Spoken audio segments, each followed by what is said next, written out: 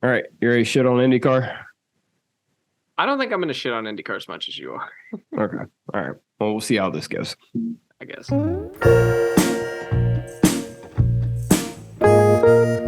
Welcome to the Big Motor Small Blade podcast. I'm Buddy Pulley, And I'm Seth Dolby. and it's the Indy 500 again.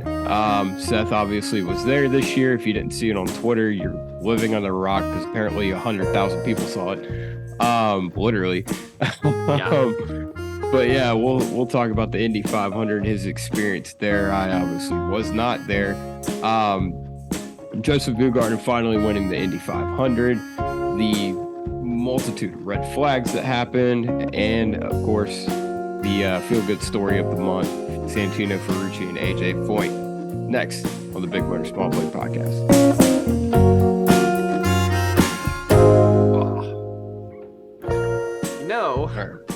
I'm pretty glad I had a few days to think about this one.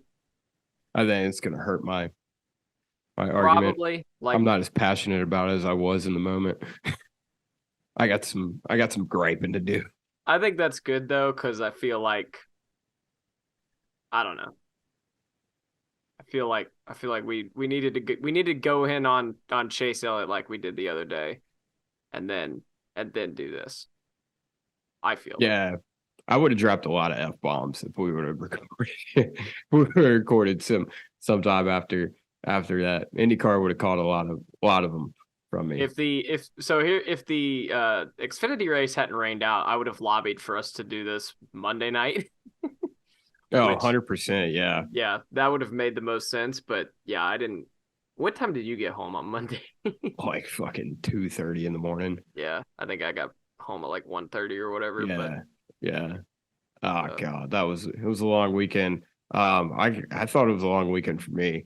I don't know what was more tiring for me waiting out the rain or you driving, getting up at what 2:00 in the morning 3. on Monday. Oh shit. Yeah. On Monday to get to Charlotte. Yeah. So I don't know. Like when the sun came up, I felt pretty good. And yeah, that's kind of your MO. Yeah, waiting for the rain is just brutal because it's so boring. Thank you. So I feel like I'd rather have been coming in from 9 hours away. Yeah, like I mean, because we were talking about this all week, pretty much all week. Was hey, weather's looking bad. You could come to 600, and well, we've been talking about it for like 4 years now. That is true. That is also true. But this is the first like real opportunity, and yeah, dude, take me through like that day, like because we were talking most of that day, talking on Sunday, talking about the rain. Especially after the 500 ended. Well, so it started in the morning when I texted you. I had been obviously we've been looking at not the radar. I was just looking at the weather app, but and I said, "Hey, basically, can you get me a ticket?" And you went ahead and sent me one. I guess Caleb had sent you like 4. Yeah. So, shout out to Caleb. He got Caleb. Yeah, we made good use of all the tickets that he was able to help us out with. So I went ahead and had a ticket already. Without Caleb, this double would not have happened. It probably could have, but I could have just bought a Xfinity ticket for like $35 because they were allowing everything in. But it's still very appreciated to not have to worry about that. That was very nice. But yeah, as soon as I got it and like had it accepted, my head went to, oh my God, this is gonna happen, and then. Oh no! It's gonna run. They're gonna run tonight. They're gonna run like 201 laps tonight, and the race is gonna end. Like that was kind of where my head was, and I was just like, all right, I gotta stop thinking about it. Go to the Indy 500. We do our whole pre-race ritual, which was not in its normal spot. Take me through that, man. Take us through the ritual because I got to experience the ritual last year, and it's something special. It is. It's a very special thing. So normally. It's changed recently because we've started staying in the area or very, very close. And you stay at David Land's house. I think we could say it. Yeah. Okay. We stay at David Land's house. The address is actually, I didn't have the address. I had a known point, and Oh, okay. I was like about to leave, and I was like, fuck, I don't know where I'm going. I know where is near it. So I put that in the GPS. That's a whole different story, but that involves giving away too Did many you stay specific on David details. Lynn's porch again, or did you actually have like a No, house? so Joe and Dave had brought a cot, and we're trying to give it to Darian like really hard, and Darian was like already on the floor, like half asleep, and he's just like, "No, I'm good, guys. I'm already Respect basically to the asleep." man. And so then they looked at me and said, "You're sleeping on the cot," and I was like, "Okay, I guess I'm sleeping on the cot." And I was like, Dude, I'll it was grab my sleeping bag and whatever." David Land's house is like it's like a bunker for like all the like racing YouTubers. Oh Like yeah, oh yeah. it is basically that. I mean, last year we had obviously Kyle and Joe and you know David lives there. And we were gracious enough to allow David to be there while we used his house. And Dale Tanhart was there last year, Yeah. and like, I mean, and then this year you said Darian. I mean, it's a vibe, dude. It's a fun time. So shout out to David for that one. Oh yeah, there's nothing like it. Darian's fun to be around, and where everyone's fun to be around. I just mentioned Yeah. Darian specifically because he's first time he was over there. Mm-hmm. So but yeah, they give me this cot, and I'm sitting there. I'm in the, I guess it's the living room because the den is where the TV is. The living room's where. Yeah, I don't think we have to like explain the layout of this house. Like people No, are we gonna don't. There's a like. I feel den like and a David living Land. room. Yeah, like we It's don't a need David Land 2 bedroom, getting 1 bath. robbed and then this podcast coming back up and being like, Well, they knew exactly where to go. I'm not explaining where it is. All you can see from the front. Never mind. Anyway, The house is purple. No, it's not. I'm honestly, if David was stupid, he would paint the house purple because that'd be what people would be looking for. yeah, the big But giant Barney house. anyway, so that's Friday. Well, I guess if we want to start from the very beginning, I drove through the middle of the night to get to Carb Day. Yeah, you're an idiot. Well, it is We what did it this is. last year and said we weren't going to do it again. I did it a little bit better this year. I left at 8 p.m. instead of 1 a.m. Okay, that's better. Yeah. So 8 p.m. I rolled in at about 5:30, I believe. I actually killed it. I only stopped one time. Fantastic. Stopped in West Record because Virginia. you got the bladder of Oh yeah. 4-year-old. I was not able to do that on the way back. I guess I don't need to know about your pee stops. Like, well, I will get into one because it was pretty funny. okay, all right. But anyway, so yeah, got in about 5:30. Tried to find a bathroom. Wound up just going out behind David's shed. At 5:30, 5:45 in the morning. Hold on. Do you remember the road course last year? We got there late and we just slept on David's porch. It's like 9 o'clock in the morning. We're stayed at David's house. He hasn't seen us. And like all of a sudden, I'm like in the front. I'm in the front, or David comes out. And I'm standing next to the porch, like in his driveway, shirtless, with these like thigh high, like pink shorts on, brushing my teeth in David Land's driveway. He just walked out. He's like, what the fuck? I was like, hey, buddy. hey. Oh man. Yeah, that was pretty funny. Yeah. This didn't happen. I more or less meant tell us about the morning of that tradition of oh well, yeah, breakfast. I just wanted to do breakfast that one. in the North 40. I feel like that could be like a segment. Yeah, so normally it's North 40. This year we were at David's house. That was the difference of it. But Dave, Joe's dad, well, Joe does it too now, but Joe's always helped. But Dave Donahue, the goodest dude in this world. Goodest dude. Yep. The goodest dude. I told him on Sunday night, I said, the only thing annoying, because he's always, Dave, he's always like apologizing for talking and telling stories and stuff. And I said, Dave, the only thing annoying about you is that you apologize for telling dope good, ass stories. Yeah. I said, that's the only thing that annoys me about you. You need to stop doing that. He goes, oh, okay. Got you. I would kill to have Dave Donahue on this podcast. That'd I be would fantastic. kill. It would Like, be fantastic. yeah. But anyway. But yeah, not Dave Donahue, the race car driver, the real Dave Donahue. Again, is there another Dave Donahue? Yeah, David Donahue, the race car driver. Oh, I only knew of Mark Donahue. I didn't know there was another one. Yeah. Well, Okay. anyway. Anyway. So yeah, Sunday, I get my ticket. We have our dope ass Indy 500 pre-race sandwiches, which I asked for a name and they gave one to me, and I've forgotten. You are a terrible human being for that, dude. Oh god, there's a video out there of us reviewing them from last year. I meant to put a supercut together of a bunch of us trying them and giving our review guy thumbs ups. They're so good. They are so good. And we added bacon last year, and I advocated for bringing bacon back into it again this year, and that's what we ended up doing. So the bacon is very good, of course. Even without the bacon, focus on the Smithfield. We did not buy Smithfield. I know because I picked it out. We got all the ingredients the night before. But anyway, so we get done, wrap that up around 10:30, and head into the racetrack and proceed to watch a very good Indy 500 for the most part. And then how hot did you sit in the same place we sat last year? Pretty much. It was turn 3. Yeah. Basically. Dude, what was the temperature like? Because it was hot as was balls last year. Much cooler, or a good bit cooler than last year. Not I can tell you're like your normal pale self. You're not. Oh, I wore sunscreen.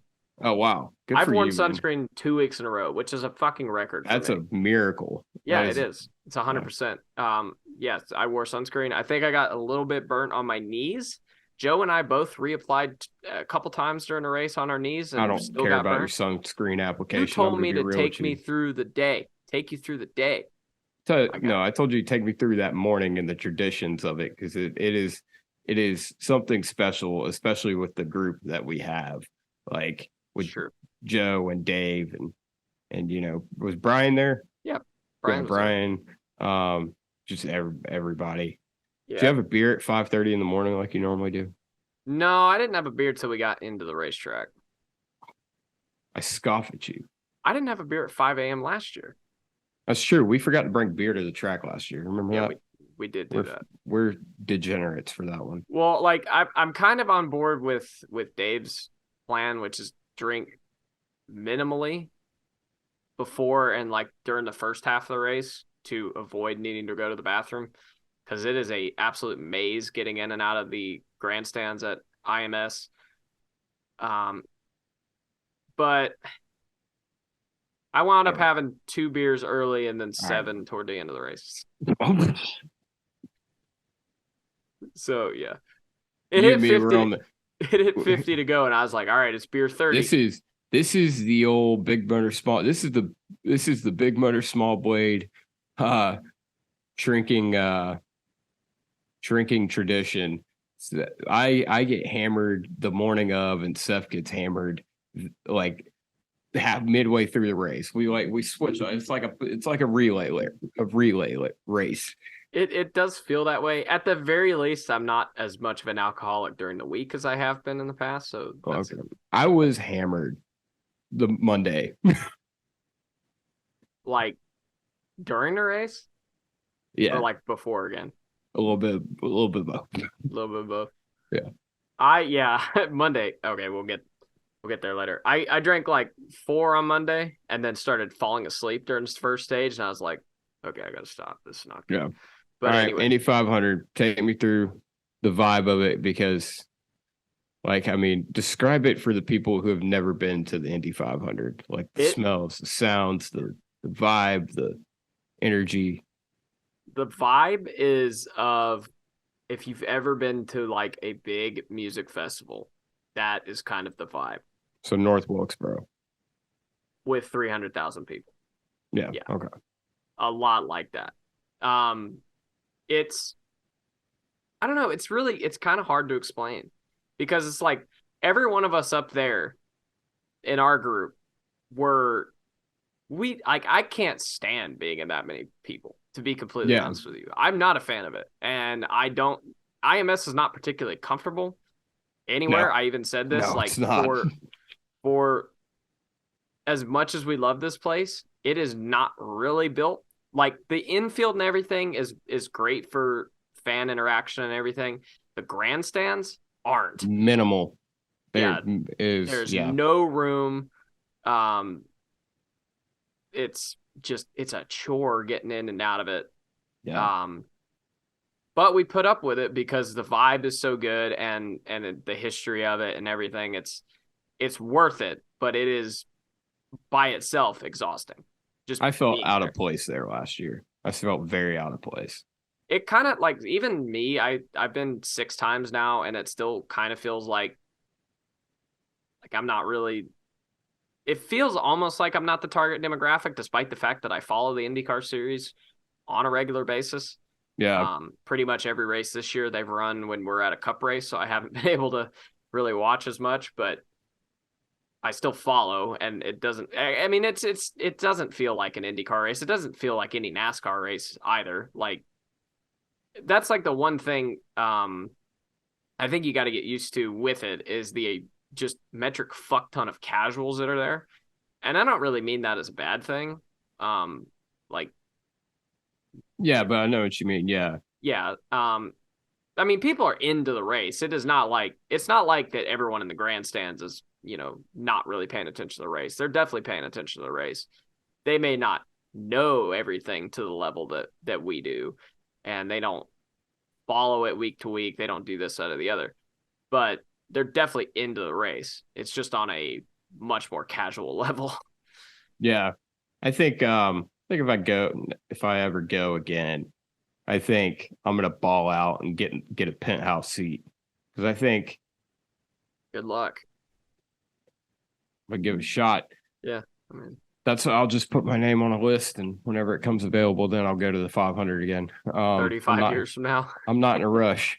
Um, yeah, I mean it is a ton of people, and it is. Yeah, I mean it's just like it's the largest sports gathering in pretty much the world, right? For And one day, yeah.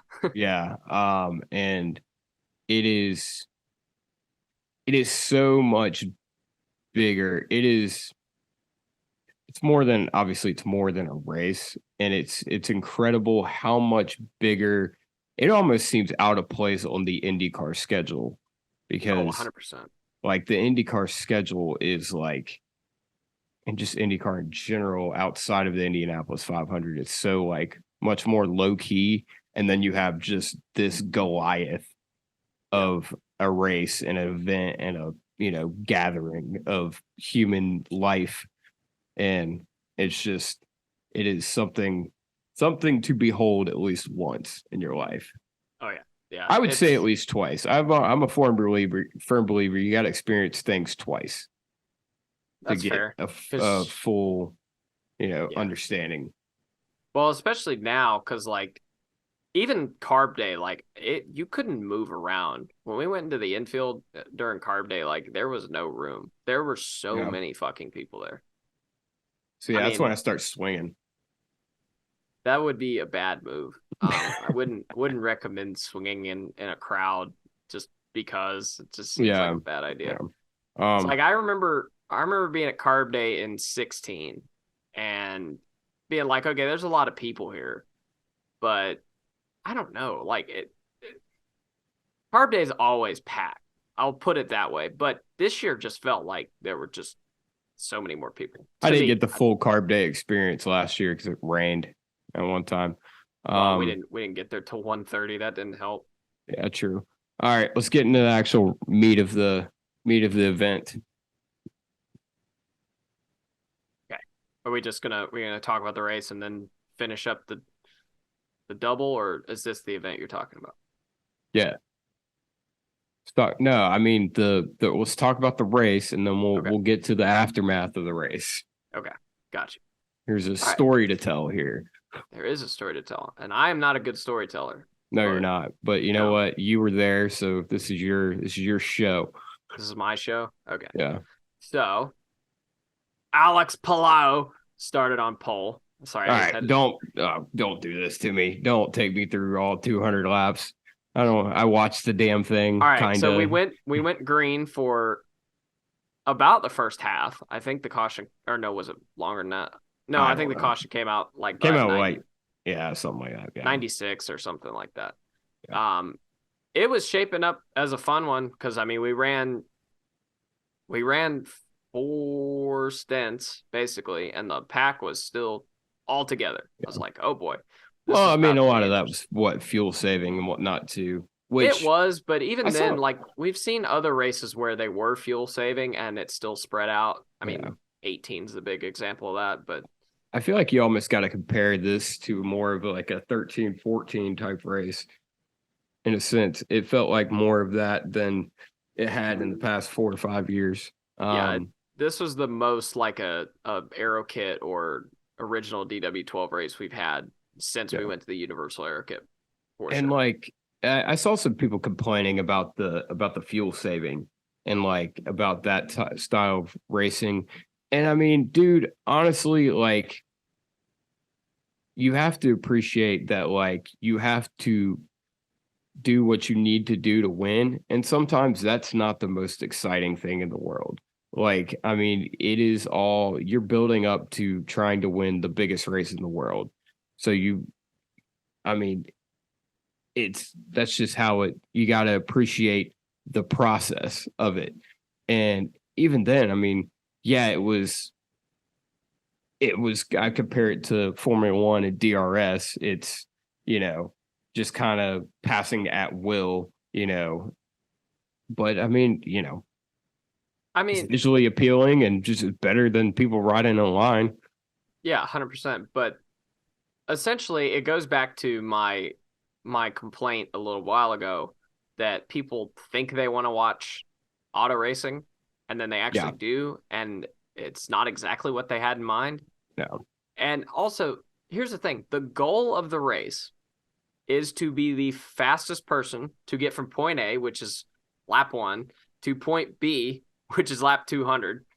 That's the goal. Whatever you do in between and however you get that done Doesn't is matter. really irrelevant. It's Yeah. not irrelevant, like it all adds up to it, but it doesn't matter how it gets done. It's just about Yeah. getting it done. Yeah. And especially when you have a race going that's running really clean, that's the move. You need to hit fuel numbers and you need to try and minimize your time on pit road, and that's how you're going to get that done. You got to keep your track position, and it's the smartest way to get about it. We don't need to go in there and pass a bunch of times unnecessarily or make an Yeah. aggressive move. If you can ride in fourth with a really good car like Marcus Ericsson did for a long time, and fourth or third or fourth, whatever, where he was, Yeah. but it worked out for him because they had that thing dialed in and he didn't need to be leading the race. It's like And the allure of plate racing in a yeah, sense. People think plate racing is a certain way, and it's really the exact same as this. Like, kind of just you got to bide your time and be there at the end. To finish first, you first must finish. Yep. The age old saying. So you gotta respect the process. 100%. And that's kind of the thing too with the way the Indy 500 has been the past few years. There's been especially a lot of people, a lot of us NASCAR guys came into IndyCar around 2013-14. That was Yeah. kind of the racing that drew us into IndyCar because it was the most compatible with what we knew and what we already liked, which was Yeah. And you cup obviously racing. had Kurt Busch doing the double, and Yeah, that that helped a definitely lot. And then the American, Ryan Hunter winning definitely helped too, I feel like, because American born driver. yeah. Um, Yeah, but yeah. then we got away from that a little bit, and I've definitely seen some. I mean, obviously, the in-house attendance has been fantastic through this, other than 20 and 21 for obvious reasons. But well, I say that 21 was like You talk about how this race looked on TV. I assume it looked really good on TV. That's how 21 felt in person. Just it was only like 150,000 people there. I guess I say only, but it was about 150,000 people there. It felt full. It was Yeah. a weird experience, but anyway, um, the diehards of the 500 have not really had as much of an issue with the recent direction as I feel like a lot of the people who came in around 13, 14 kind of did. And I get it. And I feel like what we had in about 21 was probably the best possible option we had, where you could pass and it was doable, but we didn't really, you still had to have a really good car to do it. I feel like it was almost too easy to pass this year with the extra downforce they added onto the cars or drag or whatever. I don't know. I'm probably biased because I went to the, obviously went to the 500 last year and it was not the best showing. And so this year was a little bit more of a welcome sight, at least for me. So I'm probably the wrong person to ask, but I know what you mean. Like it was. I had a great time with this race for what that's worth. Yeah, you definitely needed to be second. That was the spot. Yeah. But yeah, I mean the race. Yeah. No, the race for me. I mean, yeah, I had fun with the entire race that I was able to see. It was kind of spotty with service and whatnot in Charlotte, but it was visually appealing. Obviously, NBC with Lee Diffie and Townsend Bell and not Newgarden, Hinchcliffe. They portray and paint the picture very well, and it was from start to finish a compelling, very very compelling race to watch. Yeah, which is a rarity for IndyCar nowadays. It seems like. At least in my opinion. Well, it's a rarity for a race this long in general. Like it's True.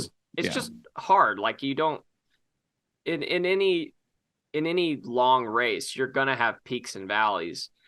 And it's really rare to have one that just from start to finish is incredibly compelling. I mean, you could argue a cup plate race is like that. I wouldn't, because they just ride around for half of it. Yeah. I guess the 600 the past couple of years has been incredibly compelling for the entirety, but that's not the norm with the Coca-Cola 600, or it hasn't been for a long time. So, and it's not necessarily a bad thing if it's not either. That's just kind of the nature of it. Again, back to the old quote. You got to finish the race in first, you must first finish. Yeah. So, now getting into like the juicy stuff. Yeah. Obviously there was a huge wreck. Well, hang on, we gotta start. So Palou and VK are the front runners in this race for the entirety of that first half. We have our first caution, which was for I don't remember. Catherine Legg, probably. I don't know. Yeah, I don't remember. Oh no, that was the Stingray Rob wreck. Yep. Yeah, that's right. Stingray Rob wreck. Dude, hell of a name. Yeah, fantastic. I have the koozie somewhere. It's probably in my backpack. But when I did the report on Monday, I had that koozie, and some dude in the comments was like, "Why has this dude got a Cody Ware koozie?" Oh, no. I was like, "Dude, no." Oh no. Anyway. Oh man, R.I.P. Yeah, that's why you got canceled. That's why I got canceled. Yeah. Anyway, so yes, we come down and pit. Now, didn't VK get a penalty for this? Yes, he did. Why did he get a penalty? Because I don't understand how. I mean, he spun the car out, or he went too far out, spun it, and hit Palou. Well, I mean, he had to get around whoever's in front of him. Well, he still can't hit Alex Palou. What do you mean to? He lost it. Okay, that doesn't mean it's not a penalty. He's on cold tires, and he was trying to whip it out of the box because he's boxed in. I don't know.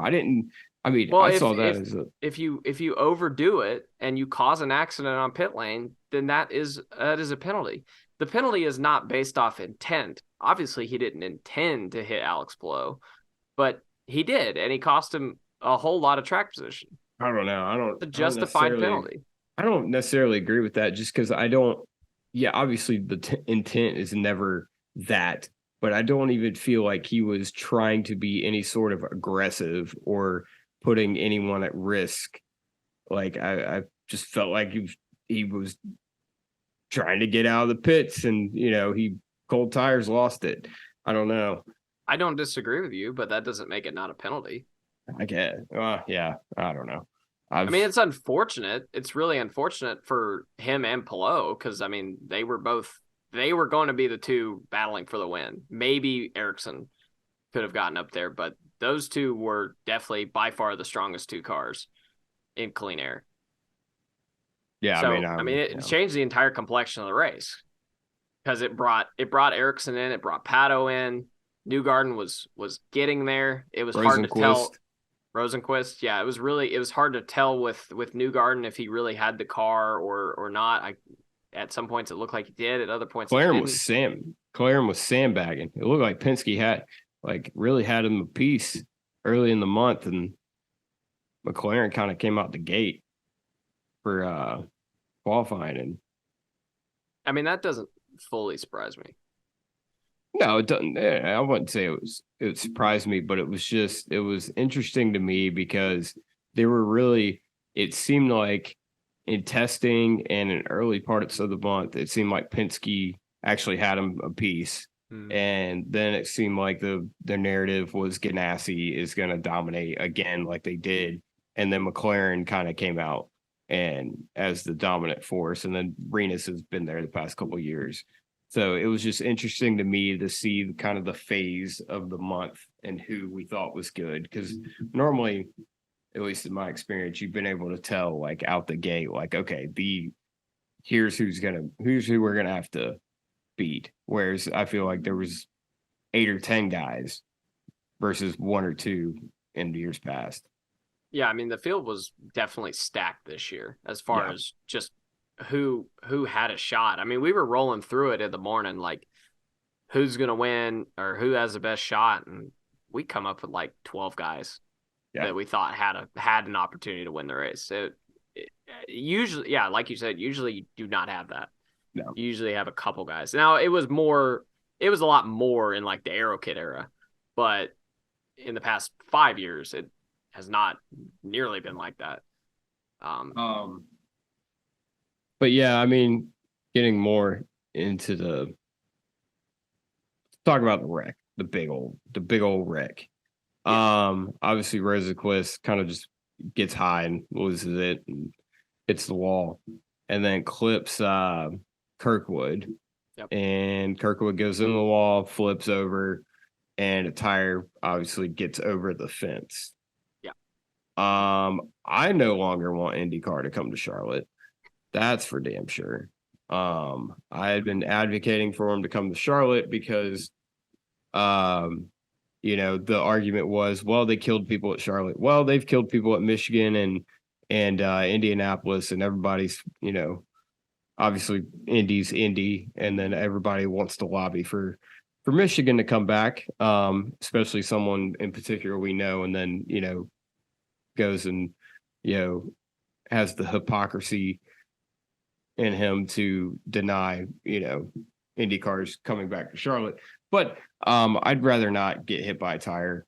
So I'm going to go ahead and just don't sit in your normal seats. Sit up and no, turn 4 with me. No, I'll just, that probably be where it fucking happened. What, 30 rows up? No, I don't think so. That's literally basically the same spot it happened in 99. 30 rows up. I feel like it was like in the 20s ish. Okay, we'll sit in the way up grandstand that I sit for the Roval. So anyway, obviously this is it became a good story because they had the woman whose car got hit come out and kiss the bricks, and they did a whole thing with that. And I obviously they're gonna do that, but it felt like a lot of people ignored how fucking terrible and how the potential for detriment this could have been Oh yeah. to the entire series. Um, because obviously we added tethers after the Charlotte incident happened, and I mean it was that no chance. Obviously it was kind of a freak accident, but also not really. Like I mean that accident could happen. How many times do we see a guy spin off the wall, go down the grass, and come back up into the traffic? And that wreck could happen 100 times. Well, it's not like wheels haven't come off recently. I mean, Connor Daly got hit with one last year. So it's That's not right. like, yeah, it's not like this hasn't happened. So I don't know. I don't remember what the incident was with the one last year, but yeah, I don't it rear tires seem to come off fairly easy these days. It just, man, like, dude, I don't know what you do. Like, I don't know what you do. I mean, you dodged a bullet. You had a 1 in a million shot to, 5-hole it right up the middle of the suites and turn two and the end of the grandstands there in the middle. And Well, and with the God, mass humanity at the track, it's amazing no one yeah, walking no back one there just, got hit. yeah, exactly. Like, I mean, they dodged a huge bullet. I mean, especially like nowadays, I feel like it's less, not that it was acceptable back in the day, but it was less acceptable for something like that to happen nowadays. Yeah. Like, I mean, we all talk about like Tony Rena and like, how that could have ended IndyCar had that been a race situation.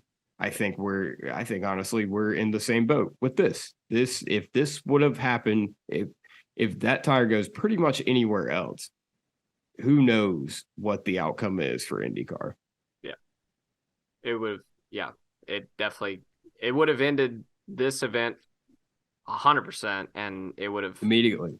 yeah, and it would have thrown a lot into jeopardy. Yeah, for sure. Like I don't know. I feel like the Indy 500 itself is almost too big to fail by this point, but Yeah, but it I definitely would would love to have. not have to find out. Yeah, yeah, exactly. Because I just remember, so we're in three, and on the video board, when I assume it was like this on the TV broadcast too, when it actually ended up happening in the moment, they were on board with Rosenquist. So we didn't see that part of it. We just saw them cut to Kirkwood upside down.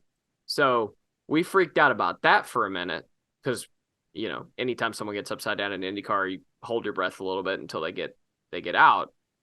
And all we saw was a black bottom of a car sliding on the wall. We're like, that's not fucking good. yeah. Like, and luckily that ended up being okay. Thankfully, Kirkwood's fine. And then we finally see the replay, and we all kind of, I feel like there was kind of just a gasp in turn three when the replay came on. And we See, I see, saw it. we're Okay. like, that's a fucking tire. Did that just shoot out? Yeah. And we're sitting there looking, we're like, did that go in the grandstands? And I'm sitting there staring at the turn two grandstands. I'm like, I feel like I would see like a gap and like some Yeah, there'd movement. be. And So on the broadcast, at least from what I remember, I saw the tire go like, you know, immediately saw it shoot over. Luckily, at least the angle they were at, I could tell like in the moment, okay, it went through the gap. Like we're fine, but like still like holy fuck. yeah, Like that's not good. That's yeah, not good. it's So scary. they're gonna, which I'm sure they're gonna fix it or try, find some way to make sure that happen. There's a lesser opportunity for that to happen. Yeah. Maybe the fence needs to be raised just a little bit. I don't know. It cleared that thing by like 30 feet. It looked like. Yeah. Yeah. I don't know. Like I feel like because like that's the obvious I guess thought is raise the fence way up, but I feel like at a certain point the fence would be too tall to stop a race car, which is What its you mean? main goal. Like I feel like if at its current height, it is designed to be able to those poles are designed to be able to stop a moving race car. And I feel like if it got too tall, it would not be as strong in that I don't know that for a Look, fact. man, we got the technology. I feel like the fences at Indy are also shorter than NASCAR fences. Are they? I feel like they are. Maybe I could be remembering that completely wrong, but I feel like they're shorter See, than that. So they're taller at Charlotte than anywhere else, are they not? Because of the '90s I incident? have no clue. Because I always feel like they're really tall at Charlotte, but Despite popular belief, I was born in the '90s, so I don't the remember. 1890s, yeah. Okay, all right. Anyway, so that sets up the first red flag, and so that was with what 15 to go ish. Yeah, 15-ish. Okay, so I don't feel like they needed the red flag there. Well, no, that's a lie. That no, definitely probably needed a red flag. Obviously, Yeah, Kirk there were was so upside many. down. They had to clear it. Yeah, yeah. That red flag made sense to me. Yeah. And then we get down to, what was it? We went well. The last or that second red flag came out with I think 7 to go. I don't know how many laps we ran under yellow for that. I feel like we ran several. Yeah, second red flag. Well, I want to talk about that. That was when Pato wrecked, right? Yeah. So Pato catches a lot of flack last year for not being aggressive enough to win the Indy 500, which I think was justified. I don't think it was justified because the man's thought about the bigger picture. He went for it, but he also was like, you know what? I'd rather not hit the wall at Indy. And I also am in the hunt to win an IndyCar championship. I'd like to try to do that. And I think wrecking my car and potentially getting myself hurt and also losing a whole fuck ton of points because was it double points last year? Yeah. Yeah, exactly. So I thought it was a very smart and calculated move from a very fiery young driver. And then this year he kind of just does the complete opposite. Yeah, so I watched this entire incident develop and finish, and yeah, there was a lane. No, I knew as soon as he went for it, I was like, I literally, as soon as my mom likes Pato. Yeah. As soon as he went for it, I go, there goes Pato. They haven't even gotten a turn yet. I said, there he goes. He's done. Yeah. Pretty much everyone in our grandstand knew it because, he went down low and did not, Erickson didn't give him any room to swing back up. Yeah. Oh, yeah. It was obvious what was going to happen. Fastest lawnmower in Indiana. The amount of people that ran through the grass on the back straightaway was astonishing, and none of them wrecked. I guess Pato clipped the grass in 3. I know who I'm giving my my sundress to. TK. The damn lawn keepers at Indianapolis. I was about to say Roger was probably having a cow up in there, like they're getting on the grass. They're getting on the grass. Yeah, there's signs all around Indy, stay off the grass. No one told TK that. I guess you kind of just have to deal with that for the racetrack, but I don't know. You can make it look as nice as possible, but someone's gonna wreck. I love to just think Roger Penske's up there and on the pagoda, just having him come apart, like just having a full on conniption, like, don't stop driving on my damn grass. Sounds like Mike Harmon, but anyway. But yeah, so that was like the first. I think that was like the first Indy 500 wreck that had happened in front of me in like 4 years. So it was, and that was a big one. It was interesting. Yeah, that was a hell of a hit. What the fuck was Agustin Canapino Campino, whatever the fuck his name is. What was he doing? I don't know. Fucking arc brakes out there. Dude, I couldn't pick out his car at all because It I looked would. like fucking a Wendy's uniform. It looked like look, fucking Wendy right here. Right here is wearing that same shirt. Dude, She's wearing his car right there. he's wearing his car. Yeah. Um, I I feel had like this trouble is picking out. sacrilegious having a Bojangles hard sweet tea and a Wendy's koozie. But I don't anyway, know. I don't feel like Bojangles and Wendy's are direct competitors. Wendy's has chicken, Yeah, they do, but they're chicken not nuggets. known for it. Like, I don't know. I love me some Wendy's chicken nuggets. does Bojangles have chicken nuggets? I don't think they do. They're what are fucking chicken strips? They're long chicken nuggets. They're not the same. I'm sorry. They're the same. They're not the They're same. the same. They're just Wendy's bigger. doesn't have chicken strips. That's like you were like a person at Domino's who like I want my pizza cut in triangles instead of squares and like complain They about are it. cut in triangles. What are you talking about? No, some of them are cut in squares. Yeah, I know the thin crust. I really like those. Yeah, exactly. And some people have a conniption if it's cut in squares instead of triangles, and it's like it tastes the same. It all comes out of shit. The only difference is you only get the pieces on the edge that have the crust and all the others don't. That's the only difference. I mean, yeah, they have crust, but I just mean like the part. Shout out to Aaron Lyondike. Anyway, so that sets up that's another red flag. I mean, I don't know. Could they have cleaned that up and gotten the race back going without throwing a red? You think? No, I think it would be close. I don't think they could have. I don't think they could have with that one because I mean we had like 4 cars out there that were junk. Yeah. All right. Well, so okay. my view on that, and we were sitting there up in the grandstands debating it because I mean we didn't have anything else to do. They weren't racing. And my thought process on it was I don't think they should throw a red here. It helped that Joseph was leading. I'm not gonna lie, but I did not think that they needed to throw a red here, but we threw a red last year. Yeah, that's what I was about to say. I felt like we had to, and I don't agree with it. I didn't agree with it last year, and I don't agree with it now. But I felt like we set a precedent. It had to happen. This really makes 2020 even more annoying for me because, again, we dictate the rules of the race based off whether people are there or not, and I think that's dumb, and that hurts the integrity of the race.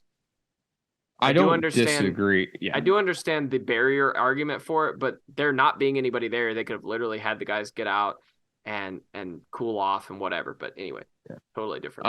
I don't disagree necessarily, but I feel like the Kirkwood red flag and the Pato red flag, I feel like they're red flags obviously for different reasons. I think the Kirkwood one was like this is going to be a lengthy cleanup. The track's blocked. There's shit everywhere. Like let's stop the race, and we'll get this handled, and it'll just be more productive for everyone. And then the Potter wreck was obviously they wanted to get a green finish, which I get the purity aspect of not wanting to do that, but also you got to look at it like this, and it's not going to be a popular opinion, but in this day and age, everything has to be as exciting as possible because of people's everything. You have everything in the world at your fingertips. So why do you want to watch this? Why do you want to watch this? It's got to be something compelling. And so you have to create something compelling. And I think that was fair to I think it was fair to throw a red there, especially since they did it last year. Now the next one.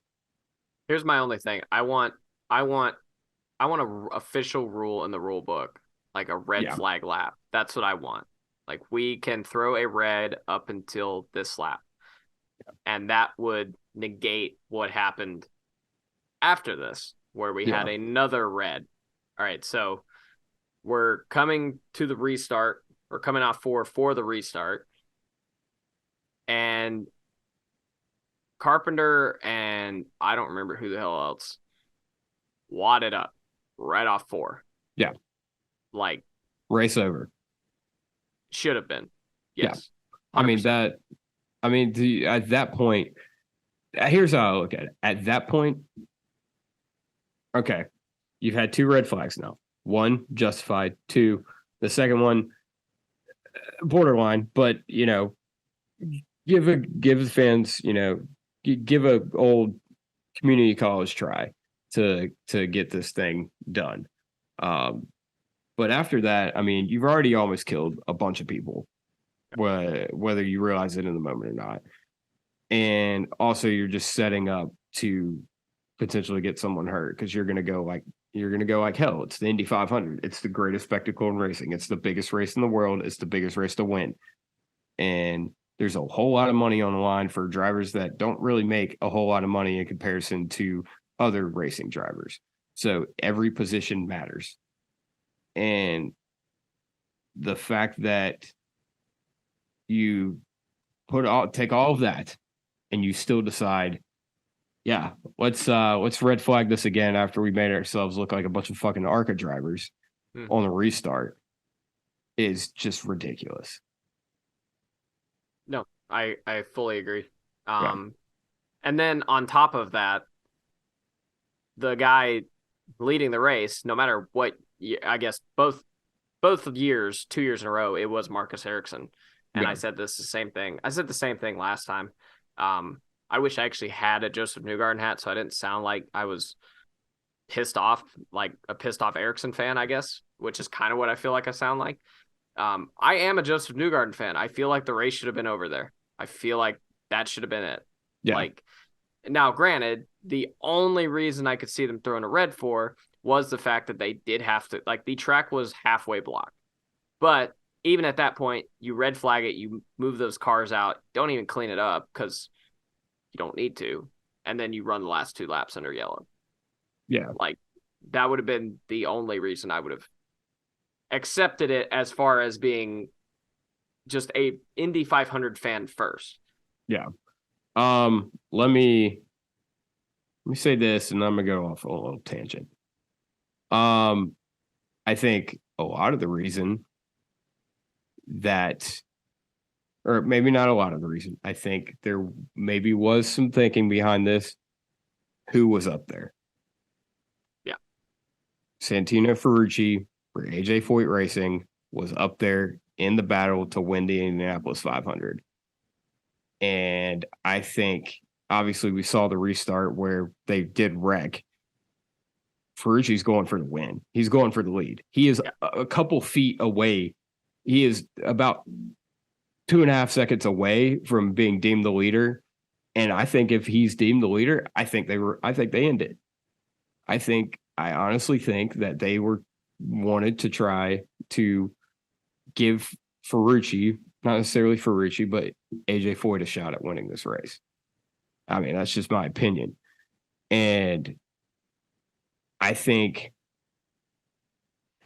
it really pisses me off because people in IndyCar, a lot of people, media, fans, they want to be elitist and they want to shit on NASCAR at every opportunity they get because we have green, white checkers, because we have these gimmicks. But what we saw on Sunday was fucking stupid. It was just as bad, if not worse, than any green, white checker I've seen in NASCAR.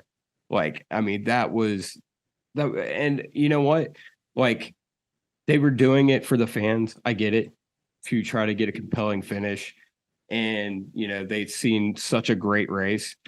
But even if they do, even if the race was great, they get this great finish, congrats. Yeah, the Indy 500 was fantastic. It was awesome. It was everything anyone could ever hoped it would be. And you're not going to see anything like it until you go back to Indianapolis next year. So what are you building up to? And that's the biggest gripe I have with IndyCar. I'm sick of them tearing NASCAR to shreds and shitting on Formula One and saying, we have better drivers, we have better racing. And telling everyone else who, what shit they have to have fixed, and their racing product isn't great outside of Indianapolis, and it wasn't even great at Indianapolis the past couple of years. And it's really annoying because rising tides, or what's the saying? Fucking high Rising tides raise. tide raises all ships. Exactly. Yeah, that. And so if IndyCar should want everyone else to succeed because of that right there. And F1's obviously extremely popular right now. NASCAR is on the incline. And I think IndyCar will follow, but they're too busy, pointing out everyone else's flaws and, calling everyone else out. And they're just as bad as anyone else. And instead of like, I don't know, they're following in our footsteps, essentially. Everything that like the green, white checkered, this isn't much different. But yet we're the ones who have the problem. And that's something that bugs me a lot with IndyCar, because it's like, we need to fix our issues, but you guys got a lot of issues you need to fix too. So shut the fuck up and you fix yours, we'll fix ours, and we'll all thrive. Like, I mean, obviously we have a lot of friends, David Land, Kyle Cusperson. They're great people, in IndyCar. They're great friends of ours, and we want them to succeed. We want IndyCar to succeed because it will make motorsports in general succeed. But, it there's a lot of negativity towards other forms of racing. It almost seems like sometimes they're trying to bring other forms of racing down to their level. And that's a huge problem I have with IndyCar right now. It could just be my perception, and I'm sure a lot of it is, but it's just something that's driven me up the walls, and it almost makes me glad that we ended up with a finish like this. And I know that's hypocritical considering what I just said, but it almost makes me glad that we ended up like this because there's a taste of your own medicine. Rant over. I don't know how to follow that because all you do is shit on IndyCar, so I don't know how this works. I want it to succeed. I want it to succeed so bad for my friends that work in it, and because I like IndyCar. I think they have the potential to have great racing. We've seen it before. They have fantastic personalities. Like, these guys could be superstars. Like, I mean, Joseph Newgarden, America could be an American hero. Connor Daly, same thing. If he could win a race, love Connor. Scott Dixon is, Lewis Hamilton, of IndyCar, and we don't know that. And so, or the general population doesn't know that. So it's like, I want them to succeed, but when they're not succeeding and they're going about pretty much everything the wrong way, it pisses me off. Could be worse. It could be Formula One. And here's what I say. Here's the reason. I'm not saying they should, but at least Formula One's, succeeding right now. Here's the problem I have with that, I guess, is if we follow, if we as in IndyCar, NASCAR, whatever, we follow the F1 track. F1 at least in the States is 100% not going to be this way for very much longer. I don't think we should. Sorry to cut you off, but I don't think we should follow in F1's tracks. I'm saying IndyCar's following in the tracks of us and our mistakes and our shortcomings, and that's all we hear about from them is our issues. Yeah, I mean, no, that's fair. I've been saying this for a long time. Racing has always been way too segregated. Like, there's no reason for the amount of like, it's all the same. It's not the same, but the point is the same. It's the mild nuances that are really the only differences. It's the face. You get a facelift when you go from NASCAR to IndyCar to Formula One to World of Outlaws, whatever. You get a facelift, but the idea is still the same. The passion behind it is still the same. The intensity is usually the same. there's no real major difference. There's no reason we should be sitting over here fucking bickering with each other about what's better, your series is stupid, this, that, and the other. And ironically, I know it's not, I'm not calling anyone specifically out, but yeah, IndyCar fans are like that with NASCAR. Formula One fans are the absolute worst when their series has no racing in it whatsoever. Yep. That will be the one hill I die on, because I'm sorry, the one thing I want out of my racing series, I don't care how hard it is to pass. I don't care how fast the cars are going. I want to see some fucking racing. Yeah. And we don't see that in Formula One, which immediately puts it toward the bottom of the list. Yeah. I don't care. The cars are awesome. I would love to watch cars go around, I don't know, the Austrian Grand Prix circuit. I will watch that all day. I don't really care. But there's no racing. Yeah. So it's immediately not as good. But yeah, ultimately, like, so when I was watching the finish of this race, what was pissing me off was that it was a NASCAR finish. Yeah. That's what was pissing me off about it. And that's what pissed me off about it. Yeah. And is it's if like, you're gonna die on this hill, die on that hill. Yeah. I understood, like, yeah. I was glad at least for the second red flag we had some consistency.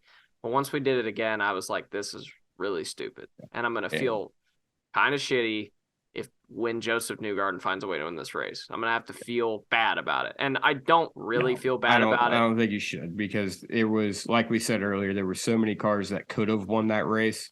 I mean, he was in the catbird seat and lost it on a red flag restart. So I did kind of feel still, again, that one still, it was like, okay, I don't know. That's also my big issue with it too, is we've created a package which is entertaining and fairly fair for what this is. We've kind of found a middle ground, but the leader is such a sitting duck on the restart. I mean, the leader's always been somewhat of a sitting duck on the restart at Indianapolis, but holy shit, it was 100% guarantee that you were not going to go into turn one the leader if you started as the leader.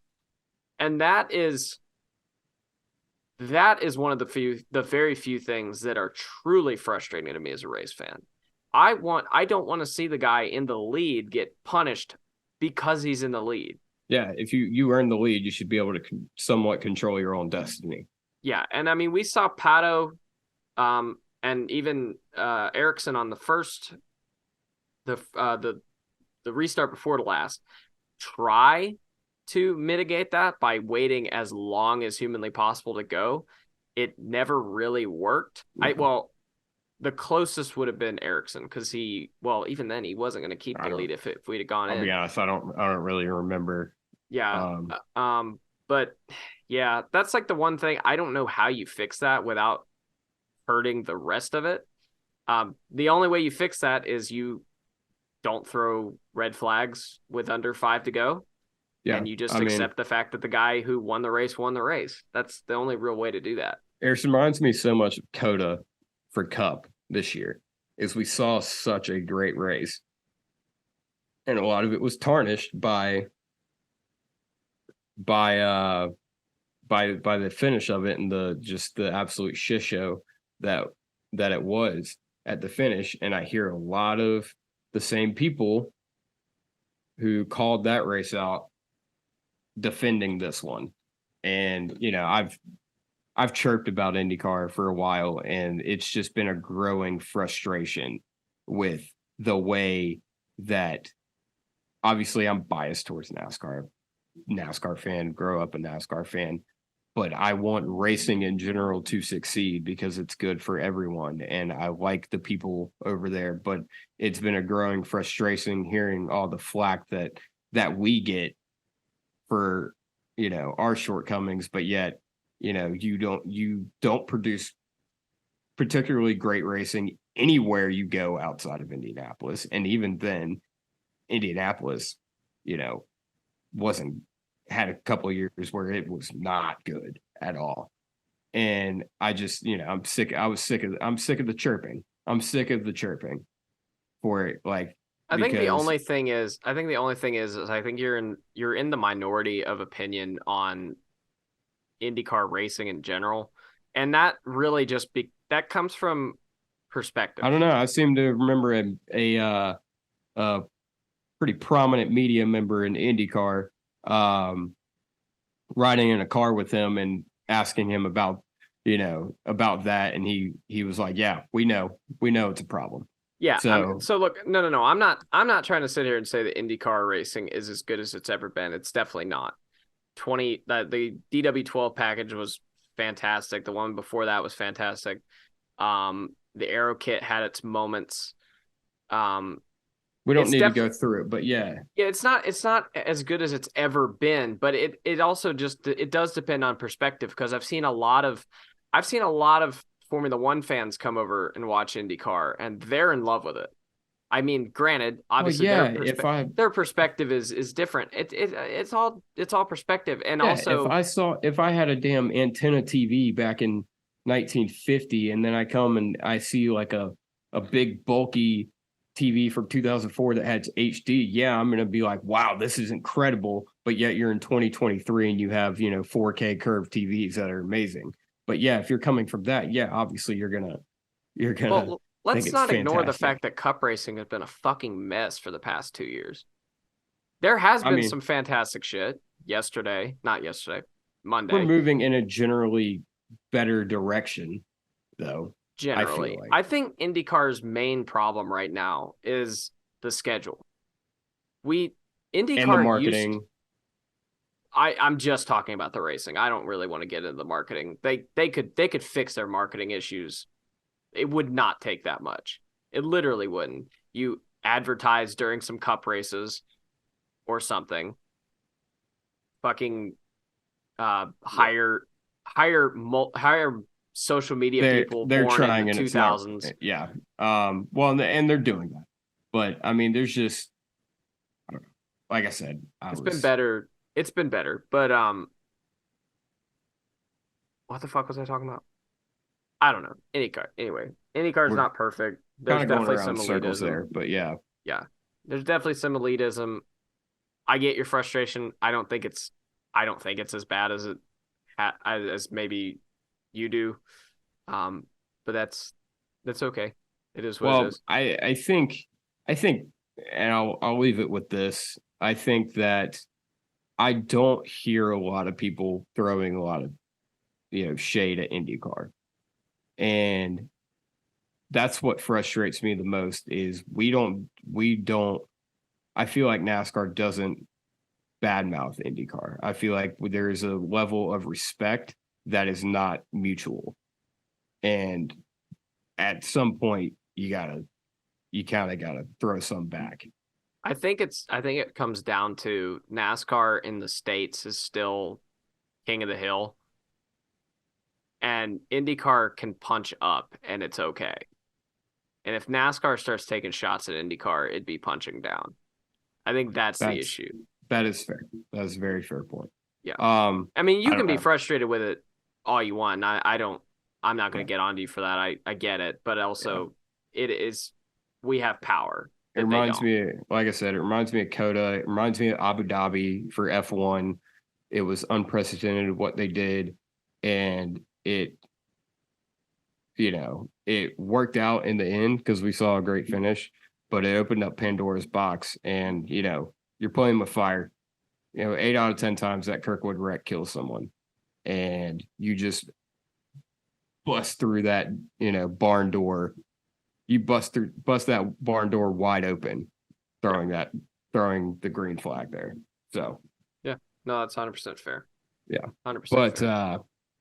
Other than that, despite that, Joseph Newgarden is an Indianapolis 500 champion. We didn't even get there yet.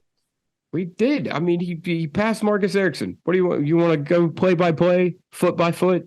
No, but I do want to talk the move coming off 4. Like, holy shit. Well, first of all, I got to move off 2 was pretty sweet.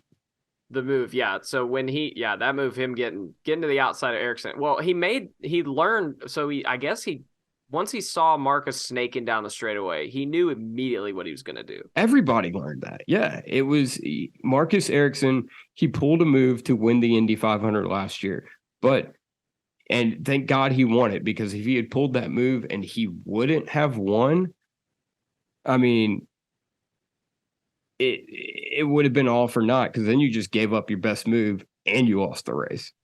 So at least he won.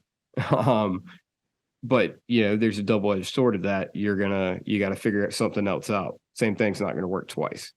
Not at Yeah, this I high mean, level of competition. it's kind of amazing to me. So he snookered Joseph on the restart He because the did. one before that he brought him up slow like Pato had, and well It that was went the three one thing. wide. Well, that was the one thing too because Pato did that on two restarts. No, he tried to. They waved off one.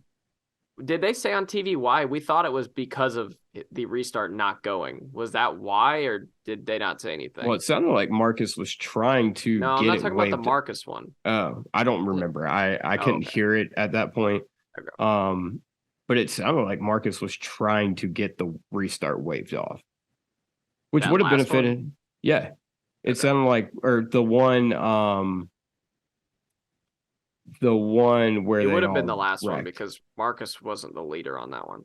That's right. Or, It was the last one. I yeah. think I I can't. I don't know. It's Well, all no, blurry. It was he like went. 74 days ago. It feels like. Well, anyway, so he went earlier that last time. That's what I'm Um, saying. It looked like he was trying to go early enough to where they wave it off, and if they would have waved it off, they might not have gone back green. well, But they couldn't have gone back green. They were coming to the white. yeah, exactly. I wonder how they would have ruled that. That would have That been would, interesting. That would have yeah, been they would have. interesting. Because I feel I wonder if they that'd would be, have sent him to the back. that'd have been. Oh, dude, they couldn't have. But Just imagine fucking a guy over twice in one race like that. well, I mean, you gotta think about it. Like if I mean, it almost I compare it to the Kyle Busch Texas deal back in the day when he sped to keep from going a lap down. You almost Kyle might not have intended the speed to keep from going a lap down, and Marcus might not intended to cause him to wave it off to delay the start of the race to win the race. But you almost got to treat it like it was intentional, and I feel like they would have had to do something about that. I Because you guess. can't. I I mean, feel like you almost can't. You're waving off the restart to essentially penalize the guy, and you can't reward him with the win in the Indy 500. yeah. Either way, I'm really glad we did not have that. That is one. That would have been one controversy too many. We didn't need that, Yeah, but I think it ended up helping. Like not helping, but it. The only thing it helped was him maintaining the lead into one. I think and that's the thing. It almost that might have been his biggest detriment because I think if no Joseph, if they have a normal restart, I think Joseph gets by him, and I think Marcus has a better shot of getting back around Joseph. Yeah, So probably. I think it honestly might have been its downfall. I think you're probably right, but I feel like either I feel like when he was coming to that restart, he felt like he needed to do something different than he'd shown the last time. And the Yeah, last I time mean he, he he brought was. it in, he brought it up slow. I think he knew it So was a sitting duck. yeah, either way, he knew the only real option he had was getting a big enough advantage and snaking and trying to make that work again, and it just wasn't going to work. Joseph didn't follow him like Pato had, and he didn't kill his momentum. I'm honestly surprised he was able to suck up to him as well as he was, not getting the toe off of him, but it worked. So Yeah. I can't say anything, Um, but we gotta yeah, get showing around. My laptop's gonna die. Joseph Newgarden, um, obviously pulls the move off, and kind of uses Marcus's move against him and wins the Indianapolis 500. One of the coolest celebrations I've ever seen yeah, in my life. Like that was one of those moments that just like it just you felt it. You were like it was one of those moments you are like inject that into my veins. Like it yeah, was the elation and the emotion and the like just the visual of that was just awesome. yeah. What was that like in the stands?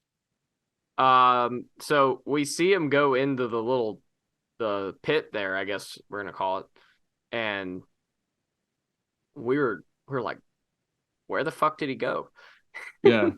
And they finally showed it to us. I don't know. Everyone, dude, the whole place was going fucking insane. Yeah. Like, I What were mean, you, hold from on. Wait, you're a New Garden fan. yeah, What, like, coming through 3 and 4, like, what are I you doing? thought I was just sitting there like, fuck, fuck, fuck. Like I'm just nervous. Like he took the Yeah. lead. Like so he takes the lead in the backstretch. The whole fucking place goes nuts, and me included, obviously. They come through 3 and 4. I immediately, as soon as he's out of my sight line, bam, right to the TV, and I see him dart all the way down to the pit lane entrance and back up. And I didn't process that in the moment, to be completely like that. I didn't understand what he did at that moment. I just knew he darted inside. I didn't You realize just how knew he far was down he trying went. to, yeah, he was trying to win. Yeah, it didn't occur to me how far in he Yeah. got at that moment. And yeah, and then you just, dude, the longest part of the race, if it's the guy you're pulling for, is that coming off 4 to the start finish line. Yeah. It feels like it lasts forever. And we all went from cheering down the backstretch to just waiting, like holding up, like you could hear a fucking pin drop if there weren't cars going by you. But yeah, there's nothing like the Indy 500 coming down to a nail biter, because at 300,000 people at the same time just jump up and go nuts. Yeah. It's fucking insane. It's genuinely just, I don't know. Again, it's one of those you gotta experience it kind of things. Yeah. You don't know until it happens. Obviously, you didn't really get that last year because the race ended under caution, but Yeah. And the guy I was pulling for finished fucking second. So, yeah, and pretty much everybody yeah. was pulling Thanks. for. Yep. Didn't really work out as well, but yeah, No, but it worked out this year. Your guy won. That was it cool. did. I was Yeah, happy for you. it was fun. He drank the milk. He didn't bathe in it like that He did fucking bathe in it. weird.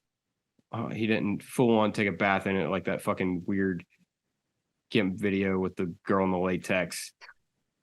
Like, yeah, so I was we were this was Saturday night. We're at Saeed's, and Ashley shows me that video from whatever year.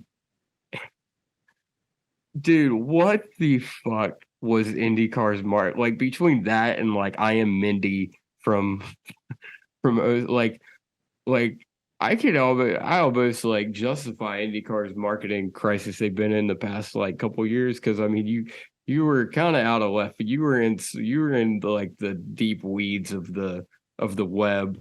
They were in the cornfields of They were Indianapolis. out there with their marketing strategy back in the day. But I was disappointed that the girl in latex was not in attendance to be there for Joseph's win. Yeah. That would have been funny. Yeah. But yeah, a very popular Indy 500 winner. Yeah. He wasn't the first time I went to the Indy 500. I was just about the only guy in turn 3 pulling for him, and this time everyone was. It's just weird how all that works out. Yeah. I mean, it's obviously what was it, 12 years he'd been trying, and I mean he hadn't really ever been close. I can't remember. He had like 16 was his closest, but even then it was between him and Munoz until Rossi stayed out and Munoz would have won. Yeah.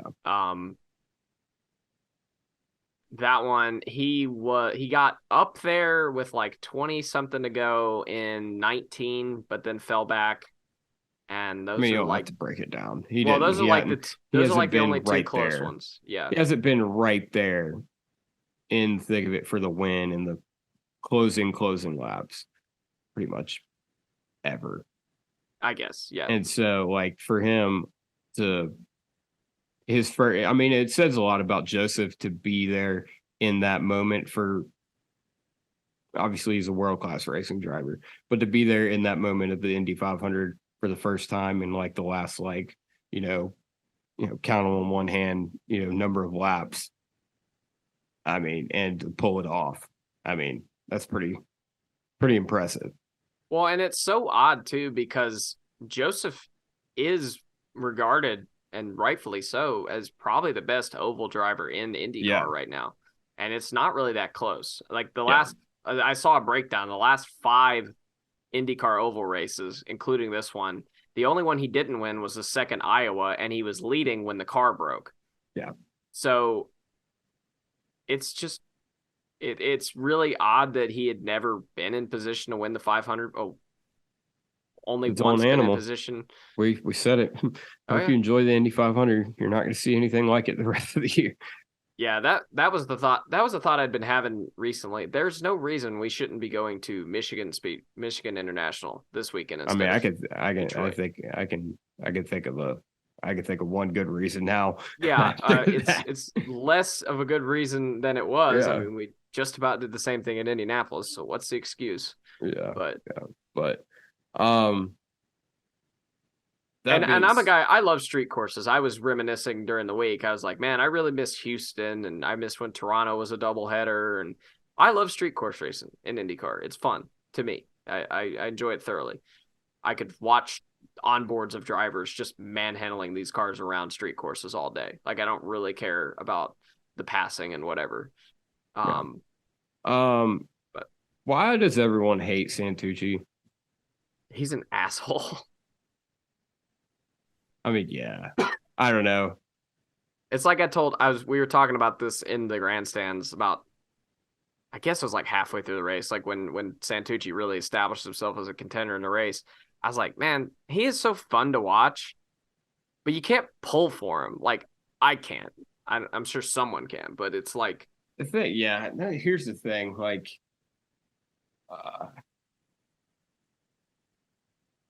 I feel like Santucci. Obviously, yeah, he was a fucking dart without feathers for the early part of his career.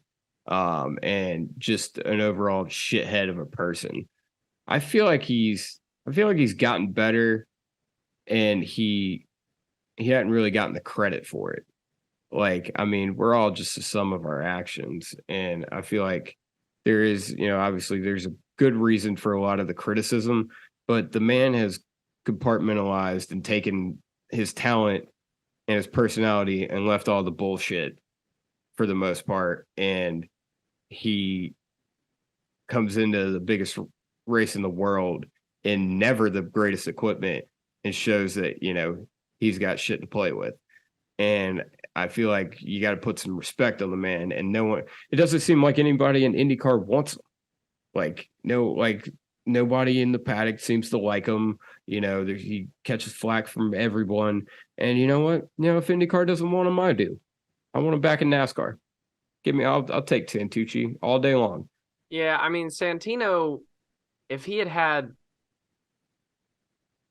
I guess, a lick of common sense in his early years, like when he was in Formula 3 or whatever he was in and doing shitty things over there, if he'd had a lick of common sense back then, he could be like a Newgarden or a Daly.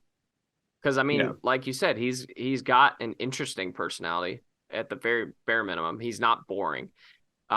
He's interesting. He's incredibly gifted on ovals. I mean, he's not finished outside the top 10 in an Indy 500 that he's been in. He's incredibly talented. He's a very well-rounded race car driver, not even just in an Indy car. I was impressed in the few Xfinity starts he made. Yep. He's got it all. He just has baggage from his European days. And unfortunately, that kind of thing sticks with you. It makes it harder to bring sponsors in. It makes it, and that makes it harder to employ him. Obviously, AJ Foyt can pretty much do whatever he wants. But I don't know if they could pull a full season together for him. Well, and they, damn near won the Indy 500 with him. So, put some respect on. I mean, because as much of a shithead as he was, and people still want to think he is, which you might be. I don't know. I don't know the guy. He seemed like a nice guy the couple times I've met him. Um, uh, what was when he's up there? Was there like a kind of a torn feeling in the grandstands? Like, damn, we want AJ to win, but not Santucci. Um, I don't know. It depended on who else was up there. So like anytime Pato was up there, it was less excited. And then if Erickson was up there and he was trying to pass him, they were much more excited because people don't seem to Dude, they like kept Erickson that much. showing AJ on the broadcast in those closing laps. And like it looked like AJ was about to cry. Like I was sitting there, oh, don't do this, man. No.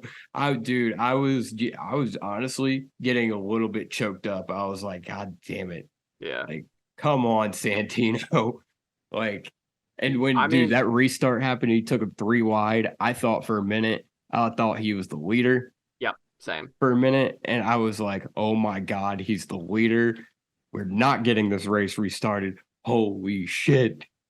Well, yeah, so and then he wasn't, and I was like, fuck, I'm gonna jump off the top of the grandstands if Marcus Ericsson wins this race. That was my same thought. Not jump off the top of the grandstands, but my same thought was as soon as that caution came out, I pretty much looked at Joe and I think I said, did Santino just win this fucking race? And we were like, we didn't know, obviously. We're like, I don't know, did he? And it was funny because the reaction to that was kind of, I don't know how I feel about this. Did Santino really just win this race? Yep.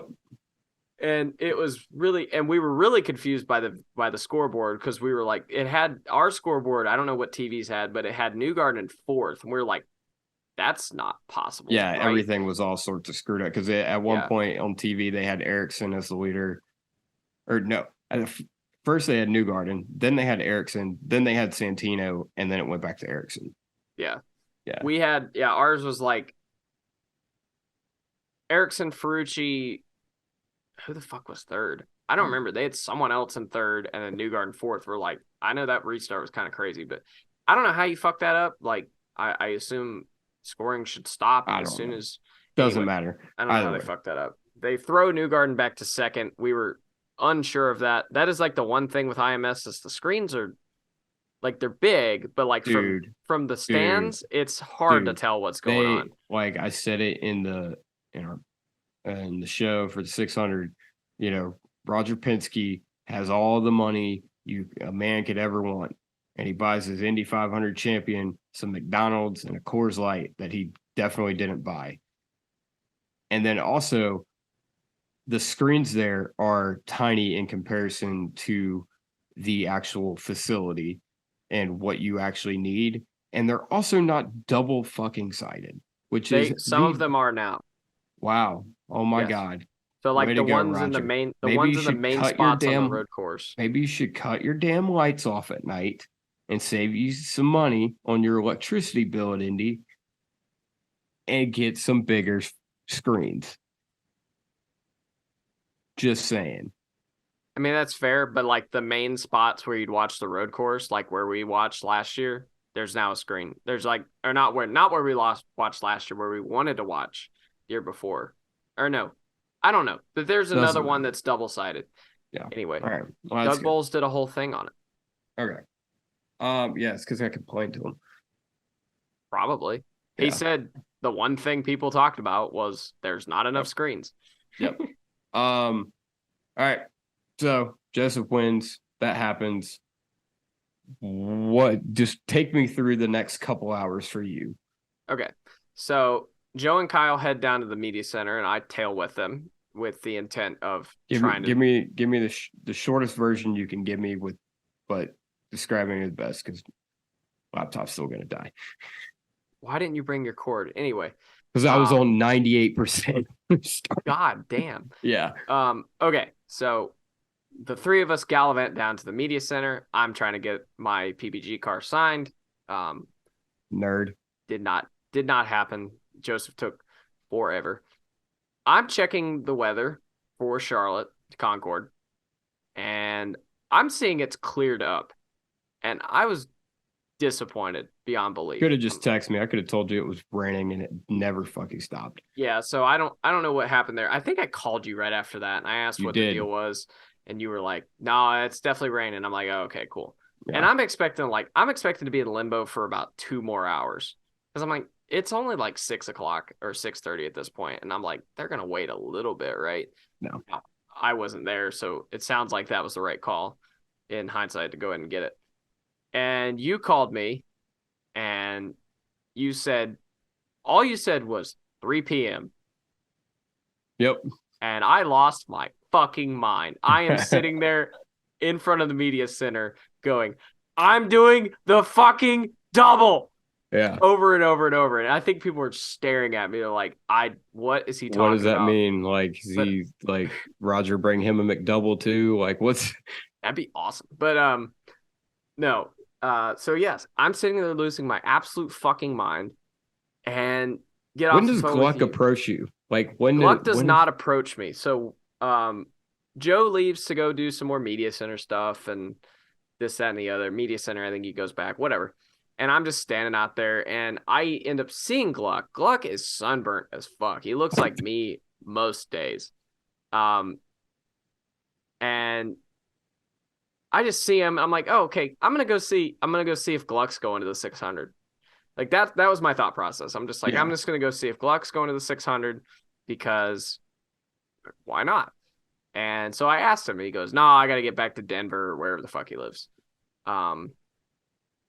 And I just go, oh, okay, I'm going. And he goes, you're going? I was like, yeah, I'm going. My buddy sent me a ticket this morning. I'm going.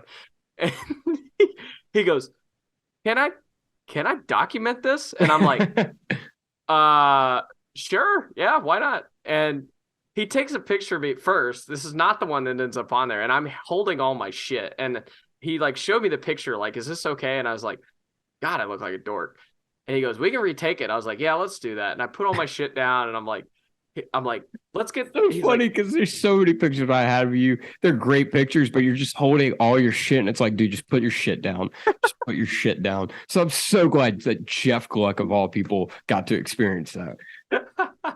Yeah. So, and also you give me shit about having to retake pictures all the time, and you made Jeff Gluck retake your picture. No, he offered to retake my picture. I did not make him do anything. And so we ended up shifting a little, getting the victory lane in the background, and I have all my shit down, and he gets this photo, and we're like, he goes, is this good? I was like, yeah, it's good. That's good. And bing, so he's bing, bing, bing, he's sitting there typing this tweet, and I didn't really think much of it. And he goes, what's your Twitter? And so I spelled it out for him. And I see him hit send, and he's just like, him that we have a podcast. No, I didn't tell Jeff Gluck we have a son podcast. Of a bitch. Well, when we see him the next time at a tweet up, I'm sure he'll remember it. It was a pretty well-known tweet. Someone will notice me, I'm sure. I'll actually be kind of disappointed if no one recognizes me. But are you fucking pretentious asshole? What? It's like the what? Dude, you shut the fuck up. You get recognized all the time. I do at the racetrack. I want to experience it one time where you have to just sit there. That was the first thing Dom Joseph and Taylor Kitchen said to me when I saw them on Monday. Really? We're like, yeah. They were like, your boy's doing the double. I was like, yeah, he'll be here in like an hour or two. That's hilarious. Yeah. But yeah, so he tweets it goes out, and my phone I just get 50 notifications right away. Yeah. And I'm like, holy shit, this is like real now. And I just kept like refreshing it like all the time. Everybody, dude, like Brett Griffin, like Jordan Bianchi. I know for sure Mike Kaz Davis. Gralla, Mike Davis. Kaz Gralla. Like, yeah, Kaz Gralla quote tweeted it. He did? Yeah. Okay, shit. Yeah. And there were a couple other people that did. I can't remember off the top of my head, like the Pope, like fucking Obama, like everybody saw this damn tweet. I just remember reading through the replies, and I'm like, oh my God, that's Brett Griffin. More than a third of the amount of people that were at the Indy 500 saw that tweet. Yeah. And congratulations. So we know for sure Mike Davis saw it. It sounded like Dale Jr. saw it.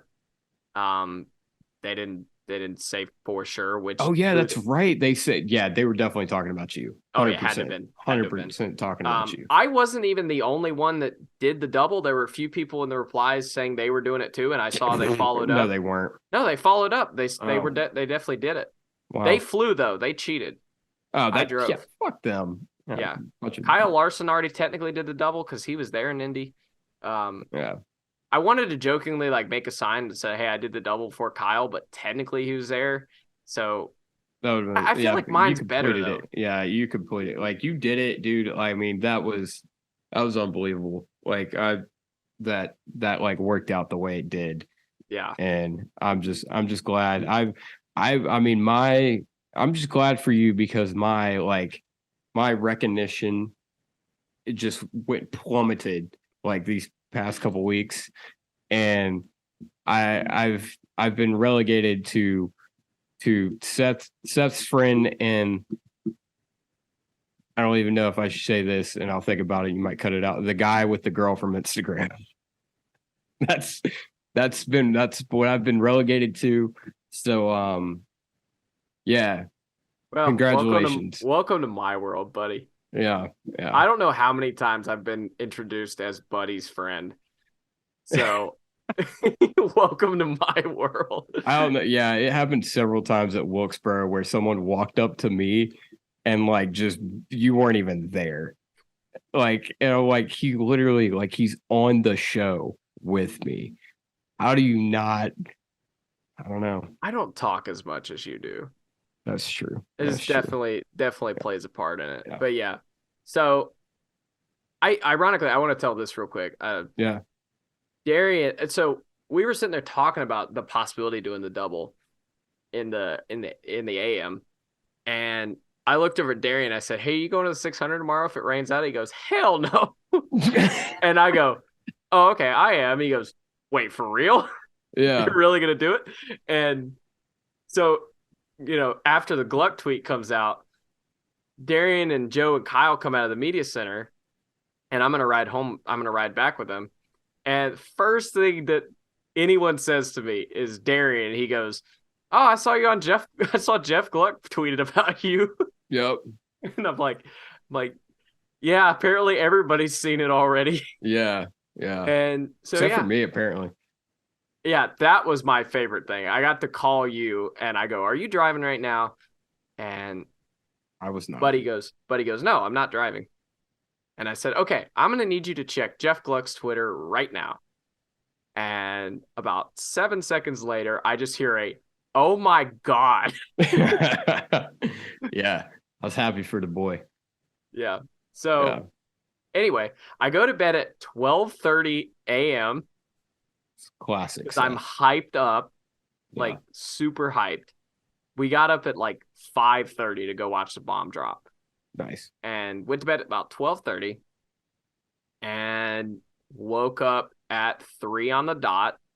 I loaded everything. I preloaded the truck and then loaded the last little bit of everything I needed and hit the road. Got through Ohio by about 8. Thank God. Fuck Ohio. Yeah, fuck Ohio. But in the 3 to or the 5 to 8 time window, great. Best time to drive through Ohio. Yeah. On a holiday at least. Get around North Carolina I ended up around Statesville. And this was about noon. And I go to this rest stop. It was a rest. I'd never been to a rest stop like this before. It was one that exited to the left, and there was only one of them, and both sides converged. They got those in like coming back from Miami. Do they? Yeah, I'd never been to one before. I've never seen it outside of that. Yeah. I stop at this rest stop. I go to the bathroom, and I walk out, and I can't find my truck, and I'm freaking the fuck out, dude. I'm like, did someone really steal my truck in the 5 seconds I was in the bathroom?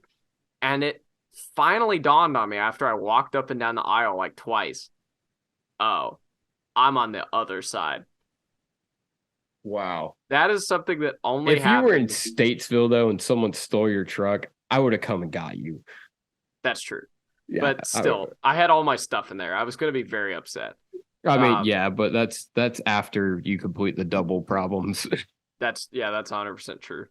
Yeah. But yeah, so that was the one bathroom stop story that I wanted to tell earlier. Yeah. And thought it was funny. I was like, Jesus Christ, I am on the edge of losing my mind right now. Just lack of sleep and just overdoing it. Because like I said, I drove through the night on Friday, didn't go to bed till late on Saturday, only slept good Saturday or Friday night, Saturday morning. That's the only time I slept good in 4 days. And then purposely, essentially, didn't sleep. It was about 10 o'clock and we were all having a conversation.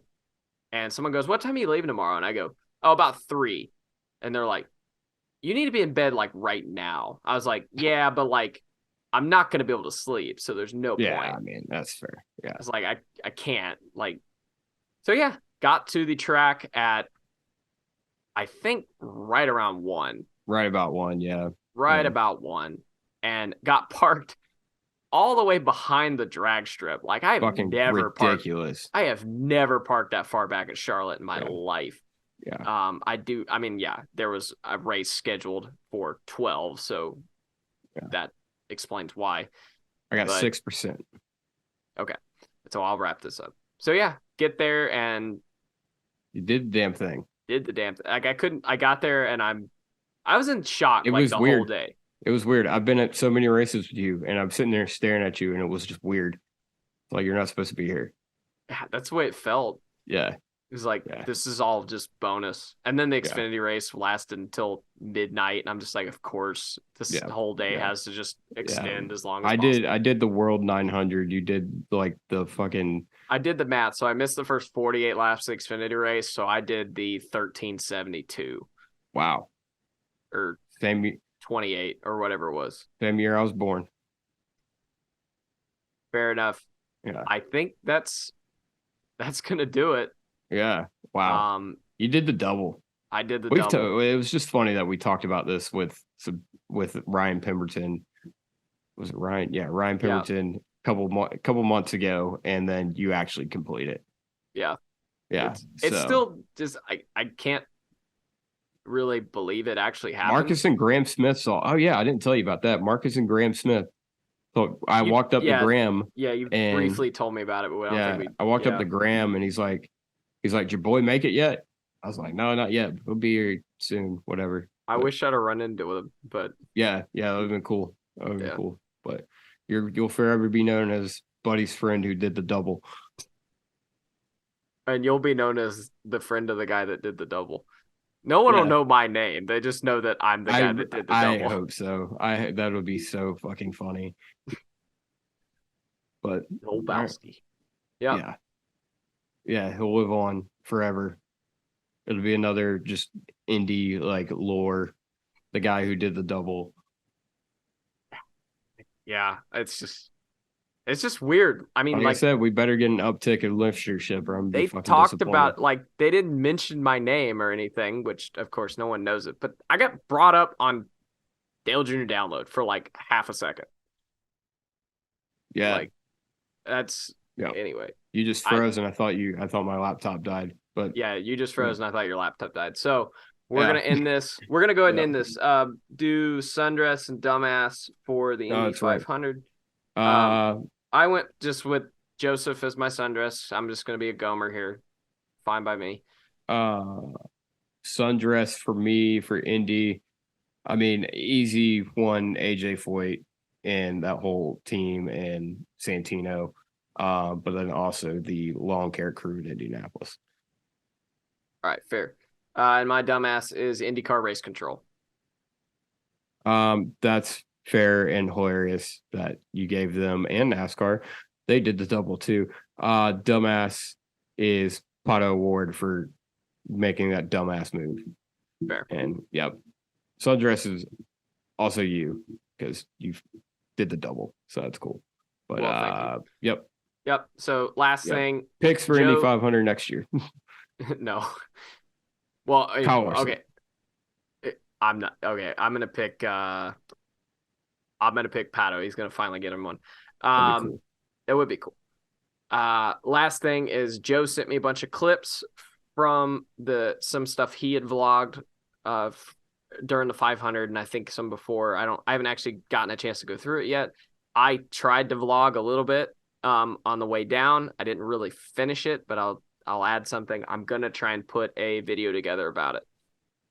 So whenever I can get around to that, that'll be out.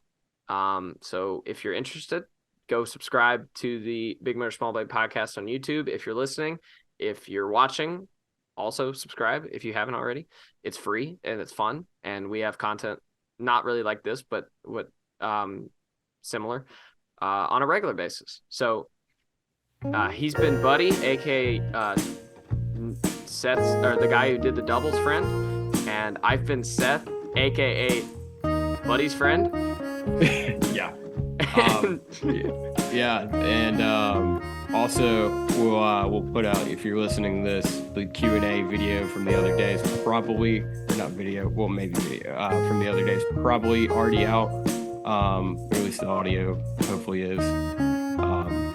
We'll see. I'm trying to upload. I'm trying to export the video so I can actually get the YouTube video up. So we'll see. All right, we'll send me the audio when you can. And yep. All right. Have fun, y'all.